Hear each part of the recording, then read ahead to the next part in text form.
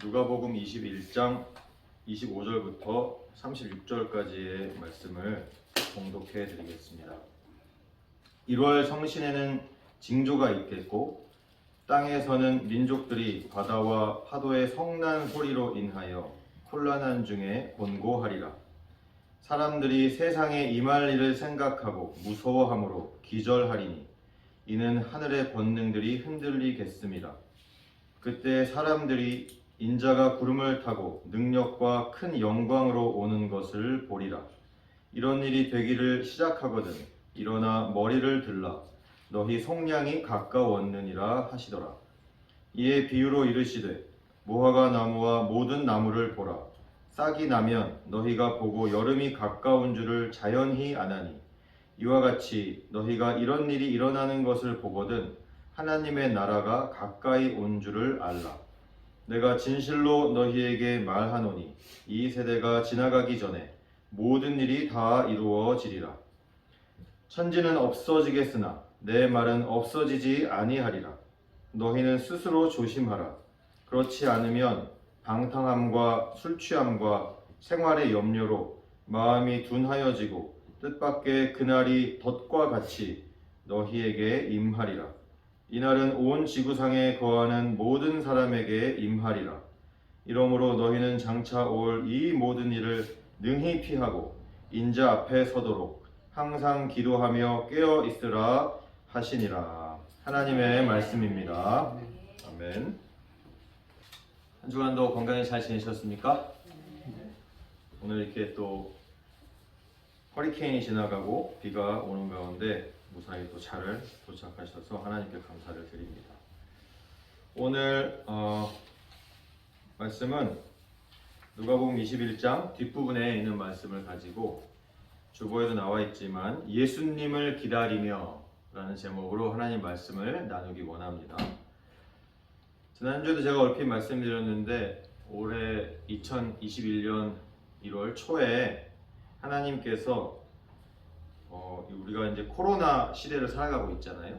이 시대를 살아가고 있는데 소위 이제 어떤 전염병이 또 퍼질지 모르는 이런 마지막 때를 우리가 살아가고 있지 않습니까? 이 마지막 때를 살아가는 우리들에게 필요한 말씀을 누가복음을 통해서 주시겠다 이런 감동을 저에게 주셨어요. 그래서 다니엘서와 이렇게 번갈아 가면서 계속해서 이렇게 말씀을 전했죠. 다니엘서는 일찍 짧기 때문에 일찍 끝냈고 계속해서 누가복음을 통해서 이 마지막 때를 살아가는 우리들에게 주시는 하나님의 말씀을 듣고 있습니다. 그동안에 여러 가지 많은 말씀들을 주셨습니다. 그래서 저는 주시는 감동대로 매 주일마다 이렇게 말씀을 전해 왔습니다. 매주 말씀을 전하는 저를 위해서도 특별히 기도를 더 해주시기 바랍니다. 왜냐하면 여러분들이 앞에 서서 설교하는 저를 위해서 기도하지 않으면 하나님의 말씀이 안 나가고 인간의 말씀이 나갑니다. 여러분 한낱 나이도 어리고 인생도 별로 살지 않은 저같이 어린 목사의 의견을 듣기 위해서 여기 온 겁니까? 아니죠. 그죠? 네. 여러분 하나님 말씀을 들으러 오지 않았습니까? 아멘? 네. 그러면은 말씀을 전해야 될 하나님의 말씀을 바르게 전해야 될 저를 위해서 여러분 계속 기도해 주시기 바랍니다. 아멘. 네. 그래서 저도 그래요. 제 개인적으로도 제가 전하고 싶은 말씀을 저는 전하고 싶지 않습니다. 저는 하나님이 원하시는 말씀을 매주 전하기를 원합니다. 저를 위해서 계속 기도해 주시기 바랍니다. 그래서 지난주에는 특별히 마지막 때에 우리들이 반드시 마음에 품어야 할 것으로 누가 진정한 주인인가에 대해서 우리 함께 말씀을 나눴죠. 때가 가까워지면 가까워질수록 누가 나의 진짜 주인인지를 더 마음에 새기면서 살아야 할 줄로 믿습니다. 오늘은 누가복음 21장의 뒷부분에 있는 말씀을 나누라고 이렇게 감동을 주셨습니다. 그런데 이 누가복음 21장에는 앞부분에는 예수님께서 예루살렘 성전이 조만간 파괴될 것이고 예루살렘이 이방 군대에 의해서 점령되어질 것이다 이런 얘기를 예수님이 하셨어요. 실제로 그런 일이 AD 70년에 일어났죠.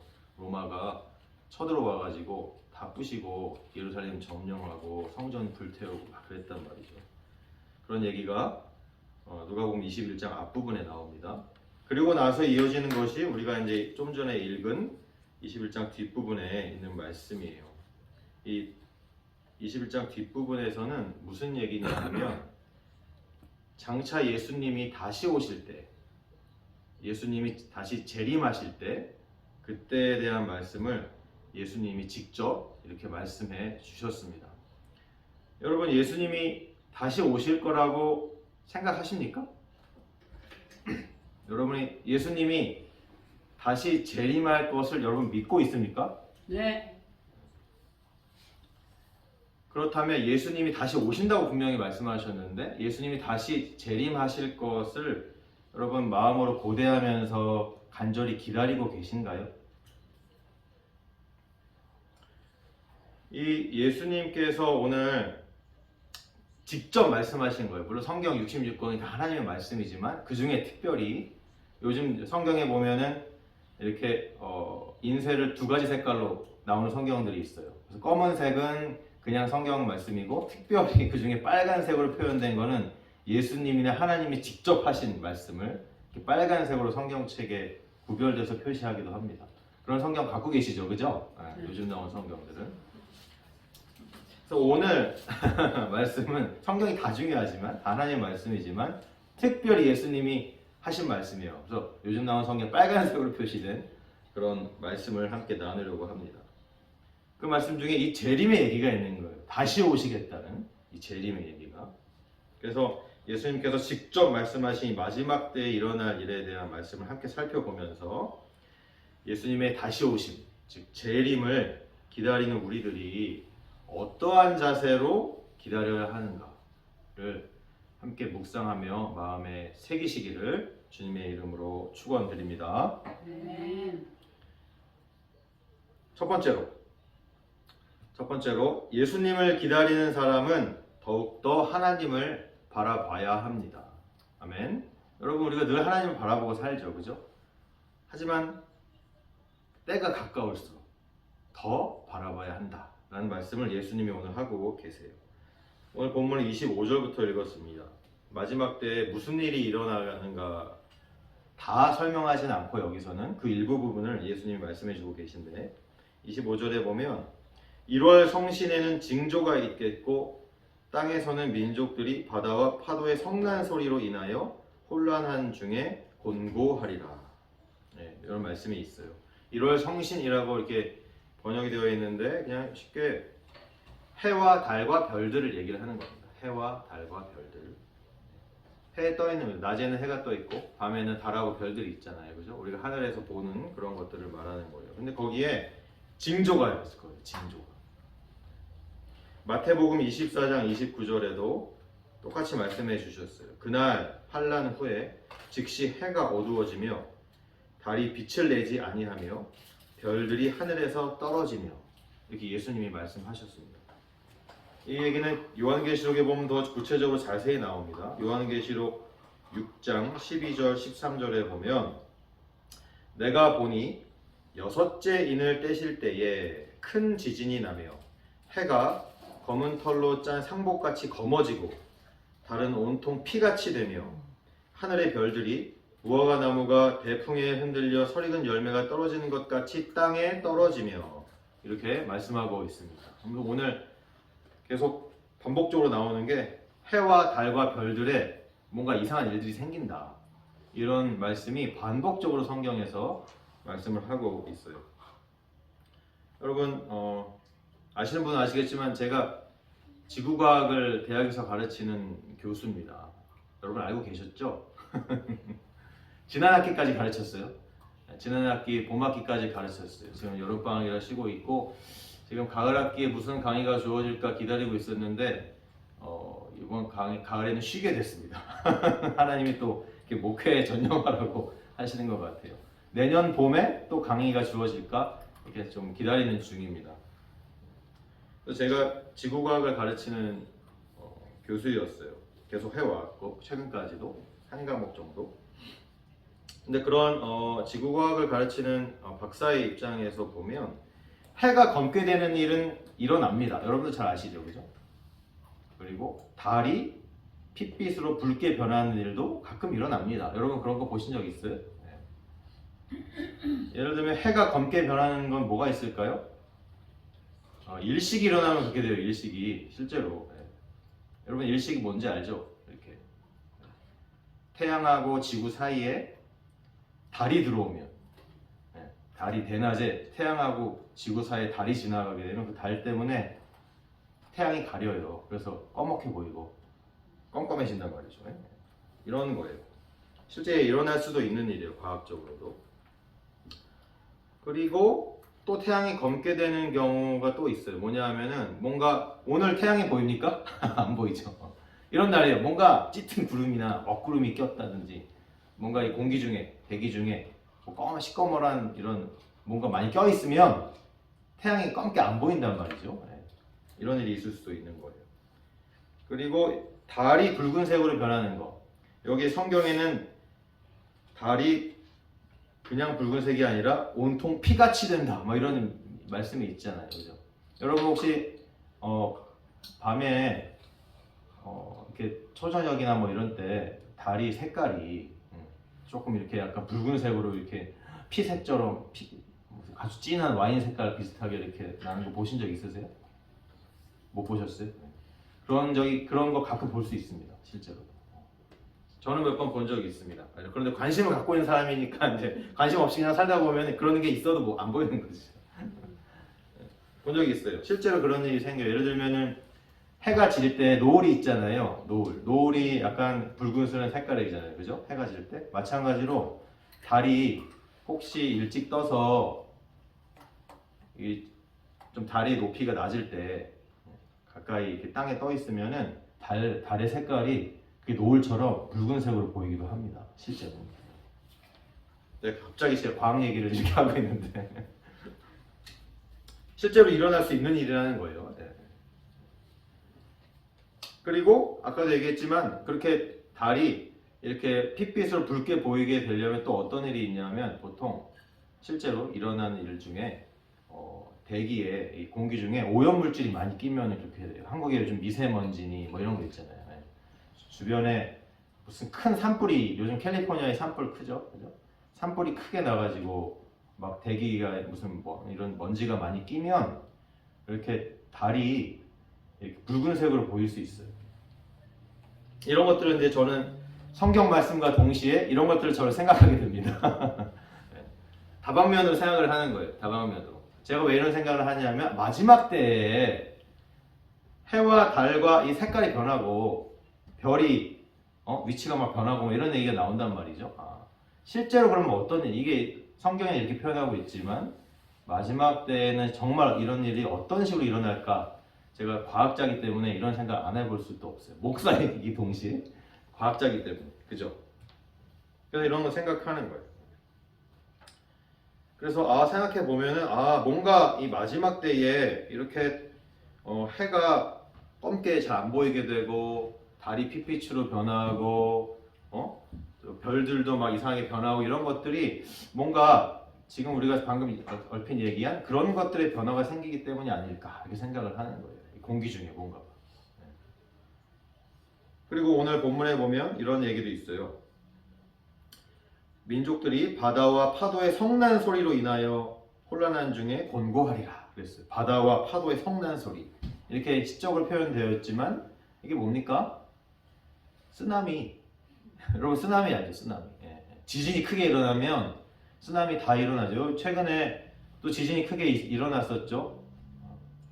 헤일이 IT에 최근에 7.2인가 되는 큰 지진이 또 있었잖아요. 과거에도 수년 전에 큰 지진이 있어 수천 명이 죽고서 거기 이재민도 많고 수많은 선교단체들이 가서 도와주려고 엄청 갔었고 그때 저희 사모도 단기 선교팀으로 IT에 한번 갔다 온 적이 있습니다. 근데 또 이렇게 또 큰 지진이 나가지고 뭐 수천 명이 또 죽고 실종되고 막 그렇게 됐잖아요. 최근에 이런 것 그리고 뭐 종종 이런 지진 때문에 큰 해일이 쓰나미가 또 일어나잖아요. 그죠? 과거에는 없었던 지진이 왜 이렇게 자주 일어나는지 과거에는 없었던 쓰나미가 왜 이렇게 자주 일어나는지, 한국에는 지진이 전혀 없는 지역인데 한국에는 포항을 중심으로 왜 이렇게 또 지진이 있었는지, 이런 모든 것들이 저는 과학을 하는 사람이지만 동시에 또 목사로서 하나님의 때가 점점 다가오고 있구나 라는 것을 느끼게 됩니다. 이런 과정의 가장 결정적인 것이 코로나가 이렇게 터졌다는 거죠. 그래서 정상적으로 삶을 살 수 없는, 심지어는 마음껏 예배 드릴 수도 없고 모이기도 힘들고, 한국은 더 지금 봉쇄가 심해서 미국보다 더 예배 드리기가 힘들고 막 그런 상황이잖아요. 마음껏 교회에서 찬양하기도 힘들어. 무슨 비말 나간다고 마스크 쓰고 찬양하라고 하고 막 그러잖아요. 이런 상황이에요. 이런 상황. 점점 예수님의 때가 가까워옴을 느끼게 되는 것입니다. 그리고 보세요. 26절에 보니까 사람들이 세상에 임할 일을 생각하고 무서워함으로 기절하리니 이는 하늘의 권능들이 흔들리겠습니다. 뭐 이런 얘기가 있어요. 이런 얘기는 그냥 딱 들으면 무슨 얘기인지 잘 와닿지가 않습니다. 이런 징조들이 일어나는 걸 보고 여기 보면 하늘의 권능이라고 되어 있는데, 하늘의 권능은 하늘에 떠 있는 해와 달을 말하는 겁니다. 하늘에 떠 있는 해와 달과 별들을 하늘의 권능이라고 이렇게 얘기를 하는 거예요. 하나님의 능력을 얘기를 하는 게 아니에요. 하늘에 떠 있는 해와 달과 별들이에요. 이런 해와 달과 별들의 이상한 징조가 일어나니까 사람들이 두려움과 공포에 사로잡히게 될 것이다 라는 거예요. 우리가 흔히 막 가다가 달이 시뻘겋게 핏빛으로 떠 있는 것만 봐도 이거 무섭다 이렇게 생각하는데, 그죠? 이런 해가 막 검어지고 막 이런 천재지변 같은 것들이 막 일어나기 시작하면은 공포에 떨게 될 수밖에 없죠. 인간이 자연 앞에 얼마나 미약한 존재입니까? 두려울 수밖에 없는 것입니다. 근데 여기 26절에 보면 그래서 사람들이 무서워함으로 기절하리니 이렇게 되어 있죠, 성경에.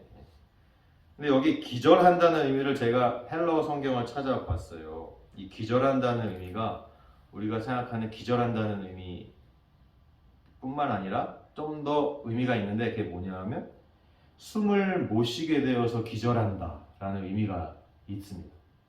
숨을 못 쉬어서 기절한다는 거예요. 그러니까 숨을 못 쉬게 된다는 거예요. 그러니까 제가 그냥 또 이 과학을 가르치는 사람으로서 왜 숨을 못 쉬게 될까? 아까 1월 성신의 해와 달과 별들의 뭔가 빛도 변하면서 이런 것들이 뭔가 정말 이 대기 중에, 공기 중에 뭔가 자욱한 오염물질 같은 게 자욱하게 끼게 되는 것일까? 이렇게 생각을 하는 거예요. 숨을 못 쉬어서 기절한다니까, 헬라어 성경이. 그 생각을 해보는 거예요. 도대체 앞으로 무슨 일이 일어나길래 이런 일들이 일어날까? 사람들이 숨을 못 쉬어서 기절한다니? 혹시 오염물질 같은 게 공기 중에 가득 차게 된다는 것일까? 그렇죠? 코로나 같은 거가 우리가 지금 델타 변이는 그런 증상이 아니라고 하지만 처음에 코로나가 어떤 증상이었어요? 그죠? 폐를 이렇게 숨을 못 쉬게 해가지고 사람을 죽게 하는 거잖아요. 그죠?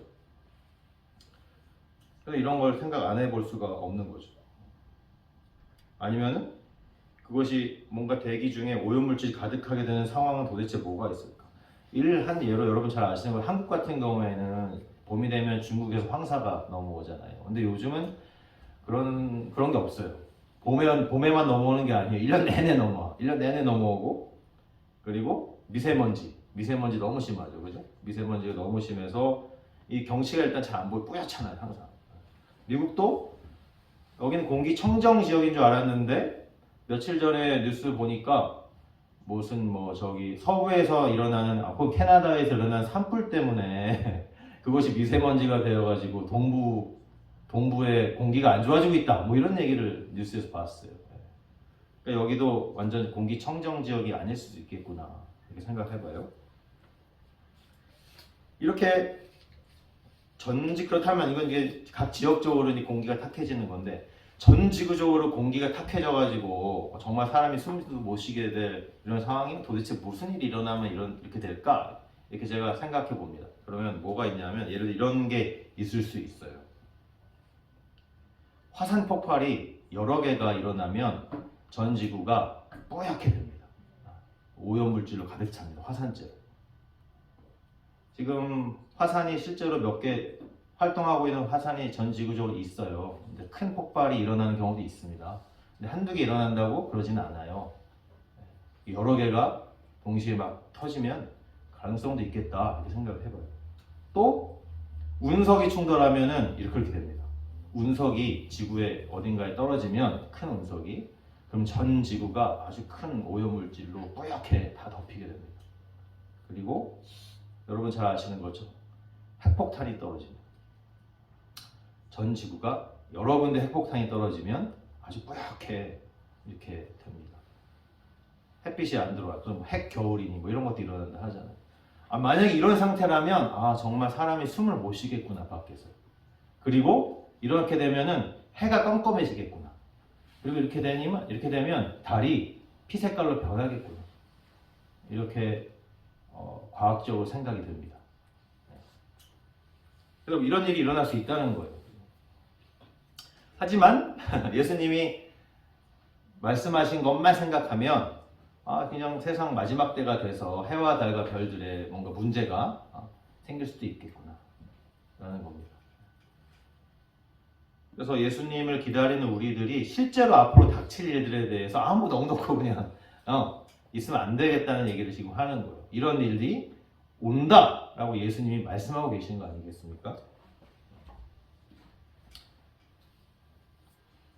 그러면은 그렇게 큰 지진이 일어나고 막 운석이 충돌하고 지진이 일어나고 이러면 쓰나미도 당연히 일어나는 거죠. 그죠? 그래서 막 사람이 살기 어려운 시대. 사람들이 얼마나 무섭겠어요. 공포에 떨고 무서워서 숨도 못 쉬고 그러다 기절하게 되는 거죠.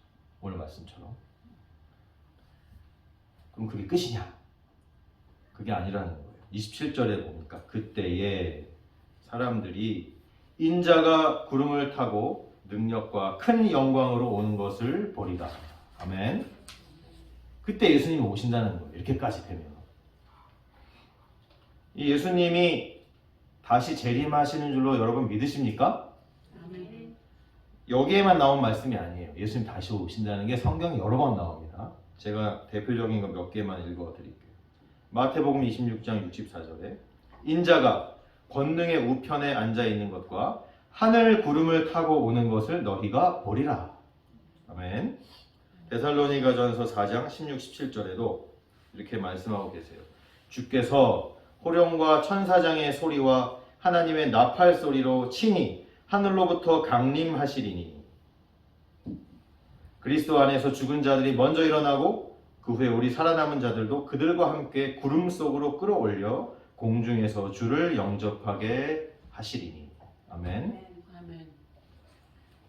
그리고 마지막 때를 말씀하시는 대표적인 계시록 요한계시록 1장 7절에도 볼지어다 그가 구름을 타고 오시리라.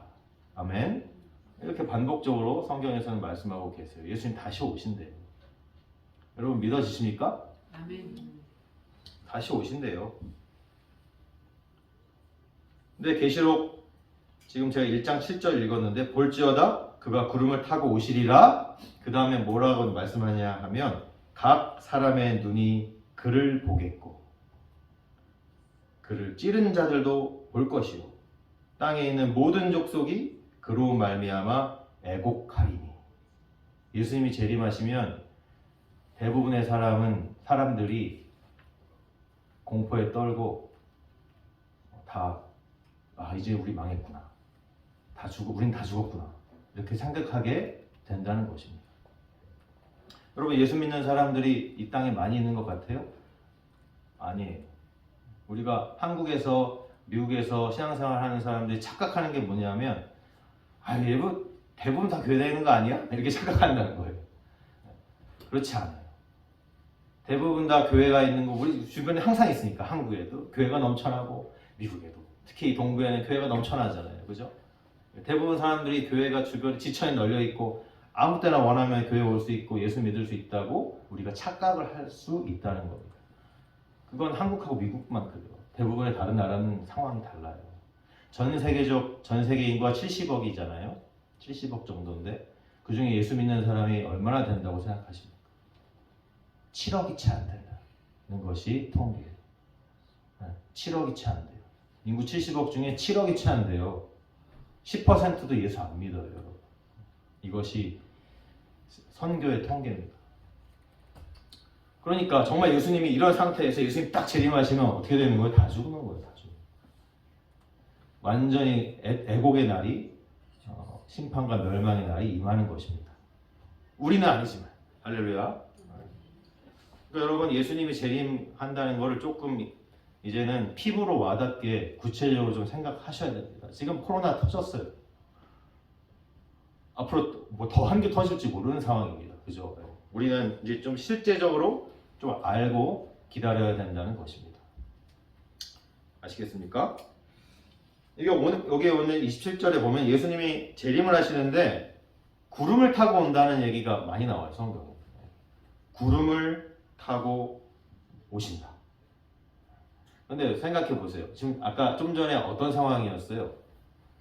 뭔지 모르겠어요. 뭐 핵폭탄이 터지든 화산이 폭발하든 운석이 충돌하든 뭔지는 모르겠는데 전 지구에 뭔가 아주 꽉 오염물질 같은 게 아주 그냥 화산재 같은 게 꽉 껴있는 그런 상황이 될 것 같아요. 왠지 모르지만 그런 상황에서 예수님이 만약에 구름을 타고 온다? 그러면 우리가 보통 예수님이 재림하시는 상상하는 성화가 있어요. 여러분 인터넷 예수님의 재림 한번 쳐보아서 그림 검색해보세요. 사진 검색해보세요. 그럼 뭐가 나오냐 하면 예수님이 천사들 거느리고 맑은 하늘에 뭉게구름 타고 내려오십니다. 이런 일이 실제로 과연 일어날까 생각했을 때 아닐 것 같아요. 왠지 그런 모습이 아닐 것 같아요. 왜냐하면 마지막 때에 정말 이렇게 사람들이 숨쉬기도 힘든 상황이 되면은 맑은 하늘은 이제 끝이에요. 왜냐하면 태양도 안 보이고 지금 달이 핏빛을 보이는 상황에서 무슨 맑은 하늘을 기대하겠습니까? 아마도 맑은 하늘은 아닐 거예요. 뭔가 매캐하게 뭔가 안개같이 자욱하게 뿌옇게 껴있는 상황에서 예수님이 구름 타고 오시는 건데 어떤 식으로 오실지는 상상이 저도 잘 안 갑니다. 그 매캐하게 껴있는 안개가 자욱한 것을 쫙 불빛과 함께 영광의 모습으로 딱 그거를 이렇게 쫙 펼치시면서 구름 타고 오실까? 이렇게 한번 생각을 해봐요. 어떻게 오실까? 여러분 이 구름이 성경에서 상징하는 것이 있습니다. 구름은 하나님의 임재를 상징하는 것이 바로 구름이에요. 구름이 성경에 많이 나오는데 대표적으로 예를 들면 여러분 출애굽 시대에 이스라엘 백성들이 성막을 중심으로 해가지고 12지파가 세지파 동서남북으로 이렇게 진을 치고서 거기서 지냈어요. 멈춰 있을 때는. 근데 가운데 성막이 있었단 말이죠. 그 성막 위에 뭐가 있었게요? 구름이 있었습니다. 항상 있었습니다. 성막 위에 구름 기둥이 항상 있었어요. 그 구름은 하나님의 임재를 상징하는 것이. 그래서 성막 위에 있었어요. 그래서 이스라엘 백성들이 뭐 하루고 이틀이고 열흘이고 한 달이고 계속 거기서 먹고 자고 하다가 이제 떠날 때가 되면 40년을 광야에서 헤맸잖아요. 그죠? 떠날 때가 되면 성막 위에 있는 구름이 떠오릅니다. 그러면 사람들이 이제 우리가 떠날 채비를 해야 되겠구나 하고서 이제 채비를 해가지고 다시 길을 가는 거예요. 구름은 하나님의 임재를 상징하는 것이었습니다. 그것뿐이에요. 모세가 십계명 돌판을 받을 때 시내산에 올라가서 돌판을 받았잖아요. 그때 성경에 보면 구름이 자욱하게 시내산 정상에 껴 있었던 것을 보게 됩니다. 하나님의 임재를 상징하는 것이죠. 그것뿐만이에요. 솔로몬이 성전을 다 짓고 나가지고 성전 낙헌식을 합니다. 봉헌식을 하나님 앞에 최초 예배를 드리는 거예요. 성전 완공 후에. 그럴 때 구름이 성전 안에 너무 자욱히 껴가지고 성전 예배를 인도하는 제사장들이 앞이 안 보여가지고 예배 인도를 못할 정도로 구름이 성전 안에 자욱히 꼈더라. 성경에 나오는 말씀입니다. 하나님의 임재를 상징하는 거예요. 그러니까 예수님이 구름 타고 온다는 건 뭐예요? 하나님이 강림하신다는 거예요. 아멘. 예수님이 하나님이잖아요. 그것도 구름 타고 오신다는 거예요. 하나님이 이제 이 땅에 아주 생생하게 강림하신다는 것입니다. 여러분 제가 지구과학을 가르치는 사람이라 그랬는데 여러분 제가 지구과학 중에서도 제가 박사학위를 받을 때부터 해가지고 제가 더 아주 디테일한 저의 뭐라고 해야 되나 특별 분야가 있습니다. 그게 뭐냐 하면 구름이에요, 구름. 네, 저는 구름 박사입니다, 사실. 구름에 대해서 더 연구를 많이 했어요. 구름 연구를 가지고 박사학위를 받았습니다. 이런 관점에서 봤을 때 예수님이 과연 구름을 타고 이 땅에 오신다 그러면 일단 여러분 구름을 타고 예수님이 오시려면 그걸 일단 여러분 봐야 되잖아요, 그죠? 여러분 봐야 되는데 그러면은 여러분 하루가 24시간인데 언제 오실 것 같아요? 낮에 오실 것 같아요? 모르겠어요. 그죠? 예수님이 구름 타고 이렇게 딱 오는 걸 우리가 봐야 되잖아, 그죠? 보려면은 하루 24시간 중에 그래도 뭔가 우리 상상하는 이 성화, 예수님의 재림 성화 안에서 오는 것처럼 맑은 하늘에 무게 구름 타고 오려면 적어도 낮에는 오셔야 되는 거 아니에요? 그죠? 네. 그럼 우리는 낮인데 지구 반대편은 밤이란 말이에요, 그 시간에. 이런 문제가 생깁니다. 그죠? 우리는 지금 이제 12시를 향해 가는데 시간대가 계속 변하잖아요. 조금 옆으로 가면 11시, 조금 옆으로 가면 10시고 지구 반대편은 깜깜한 밤이라고요, 지금. 한국은 지금 새벽 1시를 향해 달려가고 있네. 그럼 예수님 언제 오실까요? 그럼 우리가 임하는 시간대에 예수님이 구름 타고 오셨어. 그럼 반대쪽에는 깜깜한 밤에 예수님 오시는 겁니까? 혹은 예수님이 우리한테 지금 임하시니까 지구 반대편에는 예수님 안 임하시나? 여러분 이거 어떻게 생각하십니까? 이거 실제로 우리가 예수님의 재림을 생각하자니 이런 걸 생각 안 할 수가 없어요. 예수님 다시 오신다고 그러는데 어떻게 오실 거예요? 아니면 어떤 사람들이 주장하는 것처럼 예수님은 우리한테 안 오고 저기 예루살렘 근처에 예루살렘 동편이나 이런데 거기에만 오시나? 예수님이? 여러분 어떻게 생각하십니까? 네, 일시에 예수님 재림하면 모든 사람들이 다 알게 될 것 같기는 해요. 오늘 본문에도 그런 말씀이 나와요. 다 알게 된다고요. 다 알게 된다고. 하늘 구름을 타고 예수님이 오시는 것을 전 인류가 동시에 알게 되는 거예요. 네. 이게 참 신비죠. 그러니까 우리가 뭐라고 섣불리 실제로 어떻게 일어날지 예상하기는 어렵지만 시차도 있고 지구가 동그라져 한쪽은 밤이고 한쪽은 낮이고 그런데 동시에 갑자기 앞뒤가 다 낮이 되나? 알 수 없어요. 알 수 없는데 동시에 오신다. 우리가 낮에 깨어있는 우리가 예수님 재림하는구나 지금 안다면 쿨쿨 자고 있는 새벽에 자고 있는 지구 반대편의 사람들 그 시간에 반드시 알게 된다는 거예요. 어떻게는 잘 모르겠지만 설명하기가 힘들지만 중요한 건 뭐냐면 28절에 이런 일이 되기를 시작하거든 일어나 머리를 들라 그랬습니다. 너희 속량이 가까웠느니라 하시더라. 이러한 재림의 징조들이 일어나기 시작하면 일어나서 머리를 들래요. 이게 무슨 얘기입니까? 일어나 머리를 들라. 이런 얘기예요. 근데 이거를 제가 헬라어 성경을 봤어요. 보니까 여기를 이렇게 해석을 해도 되겠더라고요. 이러한 일이 되기를 시작하거든 머리를 들어 위를 보라. 이게 뭐예요? 이런 징조들이 일어나면은 아까 26절에 나온 것처럼 사람들이 막 무서워하고 있잖아요. 지금 막 해가 안 보이고 막 핏빛이 달 뜨고 막 이상한 일들이 막 쓰나미 일어나고 지진 일어나고 막 이런 사람들이 공포에 떨고 무서워하고 숨도 잘 못 쉬고 기절하고 이런 상황이에요. 이런 상황에 이런 징조들이 일어나기 시작하면 너희들은 세상 사람들처럼 두려워하지 말아라. 예수 안 믿는 사람들처럼 두려워하지 말아라. 떨지 말아라. 오히려 마음을 담대히 하고 더욱더 하나님을 바라보아라. 아멘. 그런 말씀을 하시는 겁니다. 위를 보래요. 위를 보는 건 뭐예요? 위를 보는 것은 하나님을 바라보는 거 아니겠습니까? 마지막이 가까워 오면 해와 달과 별들, 바다 이런 데만 막 지진이 일어나고 해일 나고 이런 데만 무서운 일이 일어나는 것이 아닙니다. 그죠? 그 전부터 이미 여러 가지 많은 무서운 일들이 일어났을 거예요. 그리고 너무너무 힘들고 고통스러운 일들은 이미 일어났을 거예요. 힘든 시대가 점점 더 되어 간다는 것입니다. 하지만 그리스도인이라면 우리가 예수님을 믿기 때문에 겪는 고난이 지금도 우리가 지금 남의 건물 빌려 쓰면서 그죠? 이렇게 예배를 드리고 있고 여러 가지 많은 불편한 점이 있을 수 있죠, 그죠? 하지만 우리가 예수님을 믿는 그리스도인으로서 앞으로 더 힘들고 어려운 때가 온다는 얘기입니다. 더 온다. 내가 예수를 믿기 때문에 겪게 되는 고난이 분명히 온다는 것이에요. 주님이 오실 때가 가까워오면. 그러므로 오늘 말씀처럼 일어나서 하나님을 바라봐야 되는데 만약에 내가 오늘 하나님을 한 번 바라봤다면 내일은 하나님을 2번 바라봐야 되는 것입니다. 그리고 다음 주에는 3번, 4번 더 많이 바라봐야 되는 것이에요. 주님 오실 날이 가까우면 가까울수록.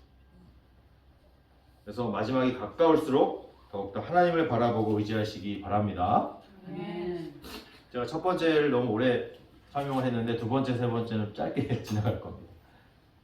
2번째는 예수님을 기다리는 사람은 더욱더 말씀을 의지해야 합니다. 오늘 예수님께서 밝히 말씀해 주고 계세요.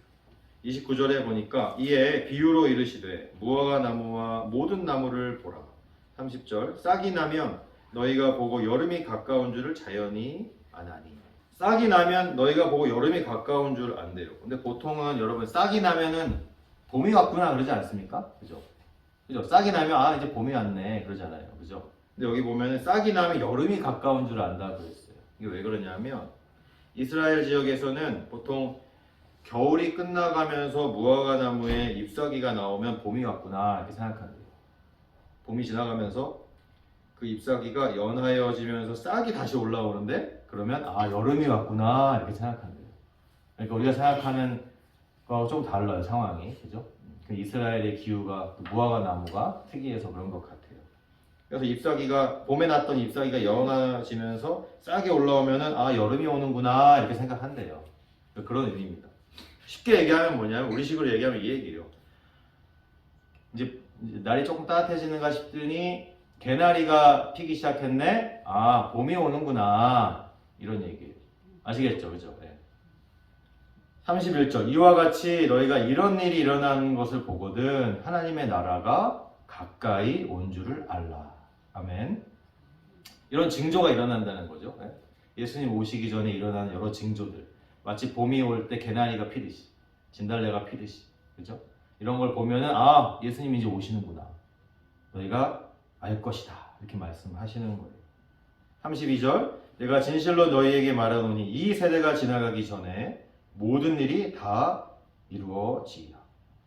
이 세상 끝이 오기 전에 이러한 모든 징조들이 다 일어날 것이다 라는 얘기예요. 해와 달과 별, 바다, 지진들의 징조들 이런 것들이 이미 다 일어날 것이다. 예수님 오시기 전까지. 그런데 이런 징조들은 뭐예요? 이 세상이 멸망하고 없어지고 그러면은 결국엔 다 같이 없어질 것들입니다. 그죠? 해와 달과 별들, 쓰나미니 지진이 이런 것들은 결국에는 이 세상이 끝나면 다 같이 없어질 것들이에요. 믿습니까? 다 없어질 것들이에요. 다 없어질 것들. 다 멸망해 없어질 것들이라는 것입니다. 그러나 33절 천지는 없어지겠으나 내 말은 없어지지 아니하리라. 아멘. 예수님께서 하신 말씀이에요. 천지는 없어진대요. 우리는 안 없어졌으면 좋겠지만 왠지 뭔가 더 살기 좋은 이 땅이 되었으면 좋겠다는 마음도 한편으로 가질 수 있겠지만 예수님이 분명히 말씀하셨어요. 천지는 없어질 것이다. 분명히 없어집니다. 그러나 예수님의 말씀, 즉 하나님의 말씀은 영원하시다는 것을 말씀하고 있습니다. 그러니까 뭡니까? 세상이 멸망을 해도 천지가 없어지고 다 아무것도 다 사라지고 없어지고 멸망해도 영원히 우리가 가지고 살아야 할 것이 있는데 그것이 바로 하나님의 말씀이다 라는 것입니다. 놀라운 말씀이요. 사실 잘 생각해 보시면 왠지 아세요? 지금 여러분 눈앞에 보이는 모든 것들은 다 없어질 겁니다. 다 사라질 것이에요. 그런데 뭐만? 이거는 멸망하고 사라지지 않는다라는 거예요. 이것은 영원하다는 것을 예수님이 말씀하시는 거예요.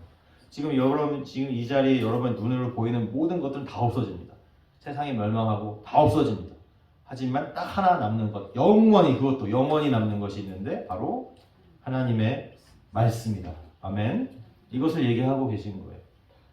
그러니까 여러분, 이 하나님의 말씀이 얼마나 놀라운 것입니까?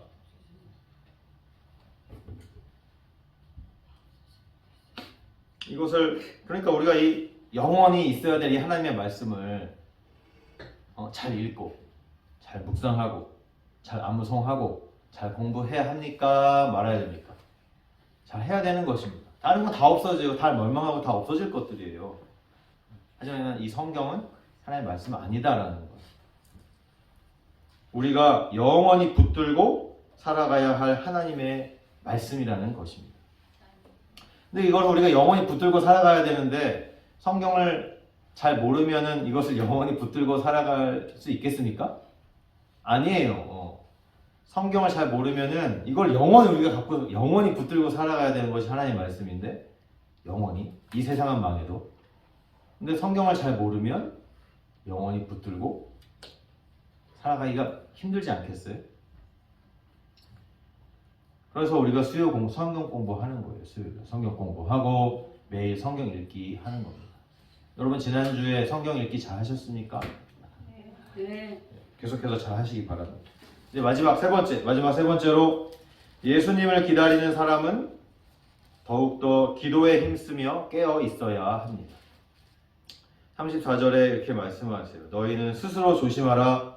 그렇지 않으면 방탕함과 술 취함과 생활의 염려로 마음이 둔하여지고 뜻밖의 그날이 덫과 같이 너희에게 임하리라. 이렇게 말씀하고 계세요. 방탕함과 술 취함과 생활의 염려가 있대요. 이 방탕함은 술 취함하고 거의 똑같은 거예요. 사실 헬라어 성경을 보면 이 방탕함이 뭐냐면 술에 취한 상태를 얘기를 하는 거예요. 특히 술에 취했는데 그냥 취한 게 아니라 술에 취해서 속이 약간 메스꺼운 그런 상태를 이 방탕함이라고 번역을 해놓았어요. 술에 취해서 속이 메스꺼운 거예요. 그리고 술 취함은 문자 그대로 술 취하는 거예요. 그래서 다시 이걸 제가 만약에 번역해 보자면 이렇게도 할 수 있어요. 메스꺼움과 술 취함과 생활의 염려, 이렇게 번역해도 돼요. 즉 무슨 얘기예요? 이 마지막 때에는 살기 힘드니까, 신앙생활하기 힘든 것뿐만 아니라 사는 것 자체가 힘들어요. 사는 게 힘드니까 세상의 염려로 인해서 고통을 잊기 위해서 술을 더 많이 먹게 된다, 이런 얘기예요. 술을 더 많이 먹게 돼요. 여러분, 술을 더 많이 먹게 되십니까? 살기 힘들면 술 더 먹게 되는 거예요. 여러분, 이 70억 인구 중에 예수 믿는 사람이 7억도 채 안 되는데 나머지 대부분의 사람들은 힘들고 어려우면 술을 찾죠. 술뿐입니까? 마약을 찾는 사람들도 있어요. 더 어려운, 말도 안 되는 것, 더 위험한 것 찾는 사람들도 있습니다. 예수 믿는 사람들도 요즘 술 드시는 분들 많은데 하물며 예수님 말씀을 보세요. 너희가 힘들고 어려워지면 술이 취해서 메스꺼워지고 그냥 이런 걸 찾게 돼 있다 라고 예수님 말씀하시는 거죠. 그래서 술을 더 많이 먹게 되고 술을 더 의지하게 되어서 결국 더 죄에 빠지게 된다 라는 것을 경고하시는 것입니다. 마음이 둔하여진대요. 마음이. 이런 것들 때문에 마음이 둔하여지는 거예요. 세상 근심, 걱정에 꽉 차가지고 이 시대를 바라보지 못하게 되고 영적인 것을 느끼지도 못하게 되고 그래서 분별하지도 못하게 되는 것이. 그래서 내 마음이 세상 일로 완전히 꽉 눌려져 있는 그런 상태를 말씀하시는 겁니다. 그게 마음이 둔하여지는 거예요. 여러분, 이렇게 하지 말라고 지금 예수님이 말씀하시는 겁니다. 35절, 이날은 온 지구상에 거하는 모든 사람에게 임하리라. 모든 사람이 다 알게 되고 다 임하게 된다라는 것입니다. 36절, 오늘 마지막 말씀입니다. 이러므로 너희는 장차 올 이 모든 일을 능히 피하고 인자 앞에 서도록 항상 기도하며 깨어 있으라 하시니라. 아멘. 아멘. 기도하는데 그냥 기도하는 것이 아니라 이 모든 일을 피하게 해달라고 기도하는 거예요. 이 모든 일을 피할 수 있는 힘을 달라고 기도하라는 겁니다. 헬라어 성경이 그렇게 되어 있어요. 이 모든 일을 피할 수 있는 힘을 달라고 기도하는 거예요. 그래서 인자 앞에, 예수님 앞에 당당히 잘 서게 해달라고 기도하는 것입니다. 말씀을 보니까 무슨 얘기예요? 술에 취해 있는 사람이 이런 기도를 할 수 있겠습니까? 할 수 없어요. 다시 말하면 술 취하에 있는 사람은 기도하지 않는 사람이라는 걸 얘기를 하는 겁니다. 술 취하는 사람은 기도하지 않는 사람입니다. 기도하는 사람은 술 취하지 않습니다. 제가 술 먹느냐 안 먹느냐 지금 이 얘기를 하는 게 아닙니다. 먹을 수도 있겠죠. 저는 안 먹기를 권면하고 있지만, 하지만 기도하는 사람은 술 취하는 사람은 아니에요. 그리고 생활의 염려로 마음이 가득한 사람은 기도하지 않는 사람입니다. 사실 기도하지 않기 때문에 생활의 염려로 마음이 가득한 거예요. 정말 기도하는 사람은 생활의 염려에 마음을 빼앗기지 않습니다. 아멘. 아멘. 기도하는 사람이 되시기 바랍니다. 그래서 기도하는 사람은 마음이 둔하여질 수 없어요. 마음이 둔해지지 않고 깨어서 분별할 줄 아는 사람이 바로 기도하는 사람인 것입니다. 그런데 문제가 뭐냐면, 제가 앞에서도 얘기했지만 마지막 때가 가까우면 가까울수록, 주님이 재림하실 날이 가까우면 가까울수록 점점 더 살기 힘들어진다는 거예요. 이게 문제예요. 하기 힘들어, 어려워, 신앙생활하기 더 힘들어져요. 그래서 이렇게 그냥 지금 하는 대로 그냥 이렇게 신앙생활하면 이런 근심 걱정에 마음을 먹힐 수밖에 없다는 겁니다. 내 마음을 잡아먹힐 수밖에 없어요. 그렇기 때문에 더욱더 서로 더 격려해야 돼요. 우리가 서로 기도해야 된다고. 우리 더 기도해야 됩니다. 더 깨어 있어야 됩니다. 더 하나님 말씀 더 붙들어야 됩니다. 누가 해야 됩니까? 우리가 서로 해줘야 돼요. 서로 안 하면 결국에는 이런 거에 마음이 먹힐 수밖에 없는 것이 우리 연약한 인간 아니겠습니까? 그래서 예수님이 이렇게 말씀하시는 거예요. 이것이 사실은 이 마지막 때에 목회를 하는 저 같은 목사의 사명입니다. 그리고 이것이 이 마지막 때에 우리 함께 교회를 개척해서 교회를 하고 있는 우리의 사명인 줄로 믿으시기 바랍니다.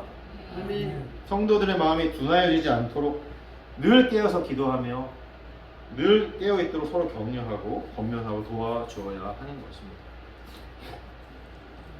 그래서 제 생각에 우리가 성경 공부는 시작을 했으니까, 성경 읽기도 시작했으니까 기도하는 모임도 이제 만들어야 됩니다.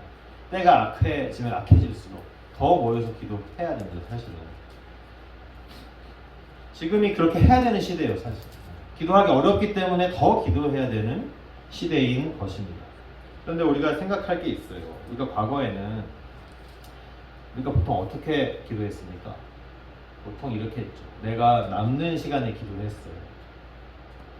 내가 남는 시간에 성경 공부했어요. 근데 이렇게 하면 결국에는 주님 오시기 전에 세상에 다 잡아먹히게 된다는 것을 말씀하는 것입니다.